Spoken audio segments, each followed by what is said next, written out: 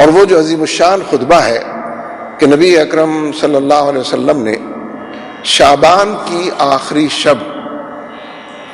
صحابہ کرام کو جمع اور اکٹھا فرمایا اور وہ مارکۃ الارا خطبہ ارشاد فرمایا، یعنی جس کے ہر لفظ کے اندر ایک پیغام موجود ہے، کرنے اور کر گزرنے کا ایک عنوان موجود ہے۔ آپ نے فرمایا کہ لوگوں، تم پر ایک بہت ہی بابرکت مہینہ سایہ فگن ہونے والا ہے، جس کا پہلا عشرہ رحمت، جس کا دوسرا عشرہ مغفرت اور جس کا تیسرا عشرہ دوزخ سے آزادی اور نجات۔ آپ نے فرمایا کہ اس ماہ مبارک میں ایک رات ایسی ہے، شب قدر جس کو قرار دیا گیا، اس رات میں کھڑے رہنا، اپنے رب سے لو لگانا، طبیعت مانتی نہ ہو، دل متوجہ ہوتا نہ ہو، جسم و جان ساتھ دیتے نہ ہو، آنکھوں کی اور کانوں کی اور زبان کے درمیان کو رشتہ قائم ہوتا نہ ہو، نیند کے غلبے بھی ہوتے ہیں، ضعف اور عمر کی صحت کی بیماریاں، سب چیزیں ساتھ ہوتی ہیں، لیکن آپ فرما رہے ہیں کہ ایک رات اس میں ایسی ہے۔ کتنے گھنٹوں کی رات ہوتی ہے؟ چند ساعتوں، چند لمحات کی راتیں ہیں جو ہم بسر کرتے ہیں۔ وہ رات 1000 مہینوں سے بہتر ہے جو اپنے رب سے لو لگانے کی کوشش کرے۔ کیا مطلب کیا ہے اس کا؟ کہ شب قدر کا 1000 مہینوں سے بہتر ہونا، گویا بندگی رب کی مسافت جو عام دنوں میں شاید 1000 مہینوں میں بھی طے نہ ہو سکے، اور بندہ اپنے رب سے قربت کی منزلیں 1000 مہینوں بھی پار نہ کر سکے، اس ایک رات کی چند ساعتوں کے اندر اللہ تبارک و تعالیٰ نے اپنے خاص فضل سے وہ ساری برکتیں اور رحمتیں اور مغفرتیں سمو دی ہیں کہ اس ایک رات کے اندر 1000 مہینوں کا سفر طے ہو جاتا ہے۔ یعنی بندہ اپنے رب سے قربت کی ان تمام نشانات منزل کو دیکھتا ہوا منزل کی طرف پہنچ جاتا ہے۔ کس قدر سلوک کا معاملہ ہے، کس قدر نبی اکرم صلی اللہ علیہ وسلم کی طرف سے شعبان کی آخری شب کو، یعنی رمضان شروع ہونے سے پہلے آپ توجہ دلا رہے ہیں، متنبہ فرما رہے ہیں، دلوں کی دنیا کو آباد کر رہے ہیں۔ اس ماہ مبارک کی قدر کرو کہ جو چند ساعتوں کے اندر طلوع ہونے والا ہے، اور دل و دماغ کی دنیا میں اسی کو اول اور اسی کو آخر قرار دو کہ زندگی اسی ڈگر کے اوپر گزرنی ممکن، آسان اور سہل ہو جائے۔ آپ نے فرمایا کہ یہ صبر کا مہینہ ہے اور صبر کا صلہ جنت۔ آپ نے فرمایا کہ یہ ہمدردی اور غمخواری کا مہینہ ہے۔ جو شخص اس ماہ مبارک میں کسی روزے دار کا روزہ افطار کرائے تو اس روزے دار کے اجر میں کوئی کمی کیے بغیر بارگاہ رب العزت سے اس افطار کرانے والے کو بھی اس روزے دار کے روزے کا اجر اور ثواب مل جاتا ہے۔ صحابہ کرام کا گروہ عجیب و غریب گروہ تھا، نیکی کے معاملے میں سبقت لے جانے،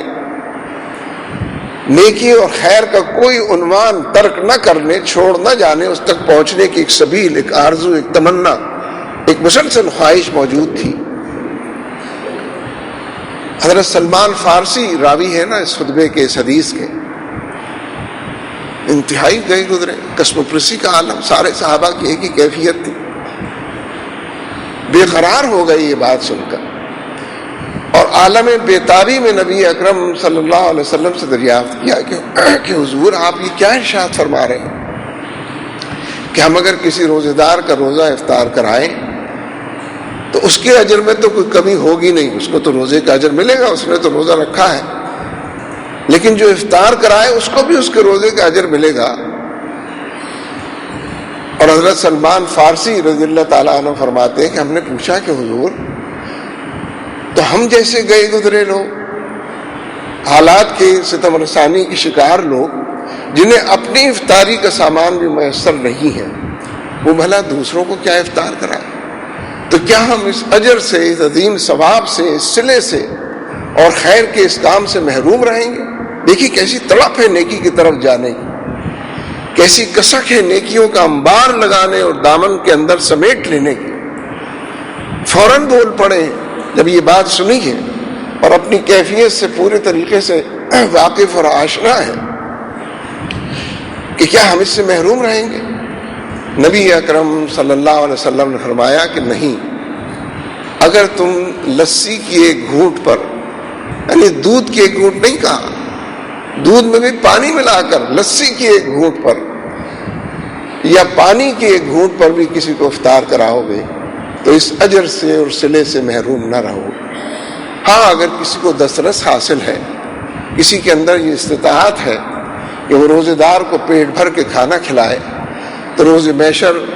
حوض کوثر پر جام کوثر سے وہ فیضیاب ہوگا اور اپنی جائے مقام تک پہنچنے سے پہلے پہلے اس کو کوئی پیاس تک محسوس نہ ہو۔ یعنی اس ایک بظاہر سوال سے اور جواب اور وضاحت سے جہاں صحابہ کرام کے مقام کا اندازہ ہوتا ہے، مقام صحابہ ہے کیا، جو نیکی کی تڑپ ان کے اندر ہے، جو اللہ کی طرف چلنے اور بڑھنے کا عنوان ان کی طبیعتوں کے اندر اور رگ و ریشے کے اندر سرایت کیے ہوئے ہیں، اس کا بھی اظہار ہوتا ہے کہ بیچ خطبے میں بول پڑے۔ ابھی نبی صلی اللہ علیہ وسلم ارشاد فرما رہے ہیں کہ یہیں اس کی وضاحت ہو جائے اور بات دو ٹوک سامنے آ جائے۔ بس نبی اکرم صلی اللہ علیہ وسلم، یہ جو آیتیں میں نے تلاوت کی تھی کہ شہر رمضان الذی انزل فیہ القرآن، اصلاً تو اس ماہ مبارک کی برکت قرآن پاک کے نزول کی وجہ سے، اسی مہینے میں قرآن پاک نازل ہوا۔ پھر جب اللہ تبارک و تعالیٰ کی مشیت نے یہ فیصلہ کیا کہ مسلمانوں پر روزے فرض کیے جائیں، تو مہینوں میں اس سے بہتر مہینہ کوئی اور ہو نہیں سکتا تھا، جو پہلے سے بابرکت ہے، جو پہلے سے رحمتوں کا خزانہ ہے، جو پہلے سے ہدایت کا مرقع اور مرصع ہے، جس میں پہلے سے حق اور باطل کے حوالے سے دلائل موجود ہے، ایک فرقان کی صورت میں اس کو بیان کر دیا گیا ہے، ایک پیمانے کی صورت میں لوگوں تک بتا دیا گیا ہے۔ تو وہ ماہ مبارک جو نزول قرآن کی وجہ سے پہلے سے بابرکت تھا، اسی میں پھر اللہ تبارک و تعالیٰ کی مشیت نے روزے بھی فرض کیے کہ اس کو نور علی نور بنا دیا جائے، اس کے فیض کو دو چند کر دیا جائے، اس کی رہنمائی کے نتیجے میں کوئی رہنمائی سے محروم نہ رہ سکے، اس کی ہدایت اس طریقے سے چاروں طرف سے انسان کو گھیر لے کہ اس کے بعد ہدایت کا کوئی اور عنوان زندگی میں باقی نہ رہے، شب و روز کے ایک ایک لمحے کے اندر انگنت دروازے کھلے ہوں جس سے ہدایت پائی جا سکے، رب سے رجوع کیا جا سکے، تعلق باللہ کی استواری ہو سکے، اور اپنے گناہوں کے حوالے سے، معصیت کے حوالے سے، سیاکاریوں کے حوالے سے اپنی اصلاح کا، تزکیہ نفس کا اور رب کی طرف چلنے اور بڑھنے کا پروگرام ترتیب دیا جا سکے۔ یہ اس خطبے کے اندر ویسے تو بہت سی باتیں ہیں، انشاءاللہ آئندہ موقع ملے گا تو جمعوں کے اندر اللہ تعالیٰ کی توفیق سے بیان بھی ہوں گی، لیکن دو باتیں جوڑ کر اگر آپ دیکھیں، ایک تو نبی صلی اللہ علیہ وسلم ارشاد فرما رہے ہیں کہ یہ ہمدردی اور غمخواری کا مہینہ، ہم گزر جاتے ہیں، کہنے والا بھی، سننے والا بھی، پڑھنے والا بھی، نہ جاننے والا بھی، ہمدردی ہے غم ہم، لیکن کبھی ذرا ایک لمحے کے لیے رک کر ٹھہر کر سوچے تو صحیح مطلب کیا ہے اس کا، کس سے ہمدردی کی جائے؟ بھائی نام بتائے نا اس کا۔ ہمدردی تو اسی سے کی جاتی ہے جو ہمدردی کا مستحق ہو، ہر اہل غیر سے تو ہمدردی نہیں ہوتی، اور ہمدردی کے مستحق تو چاروں طرف ہمارا معاشرہ مجبوروں کا معاشرہ ہے، گئے گزرے لوگوں کا معاشرہ ہے، محروموں کا معاشرہ ہے، قرضوں کے بوجھ تلے دبے ہوئے لوگوں کا معاشرہ ہے، جن کو دو وقت ٹھیک سے کھانے کو میسر نہیں آتا، چادر سر کی طرف لے جائیں تو پیر کھل جاتے ہیں، پیر کی طرف لے جائیں تو سر، ان لوگوں پر مشتمل معاشرہ، ان سے ہمدردی کی جائے نا، کیسے کی جائے ہمدردی؟ ٹھیک ہے، ہمدردی کے دو بول بھی ہمدردی قرار پاتے ہیں، دلوں کو پسیجنے کے لیے، زخموں میں پھایا رکھنے کے لیے، اور انسانوں کے دلدر اور اس کی کتھا کو سن کر دلدر دور کرنے کے لیے ہمدردی کے دو بول بھی بہت ہوتے ہیں، لیکن نبی اکرم صلی اللہ علیہ وسلم، آپ کا عمل بھی اور صحابہ کرام کی جو زندگیاں اس پاہ مبارک کے اندر جس طرح کھلی کتاب کی طرح سامنے آتی ہیں، ہمدردی اور غمخواری کا کیا مطلب؟ لوگ غموں کے بوجھ تلے دبے ہوئے ہیں، کمریں لوگوں کی دوہری ہو گئی، کم عمروں کے اندر لوگ بوڑھے ہو گئے، غموں کے بوجھ نے ان کو ہلکان کر دیا، ان کے غموں کا بوجھ ہلکا کیا جائے، ان کے ہلکان ہونے والی طبیعت کو اثر نو بحال کیا جائے، ان کا غم بٹایا جائے، ان کے غم کے اندر غمخواری شریک ہوا جائے،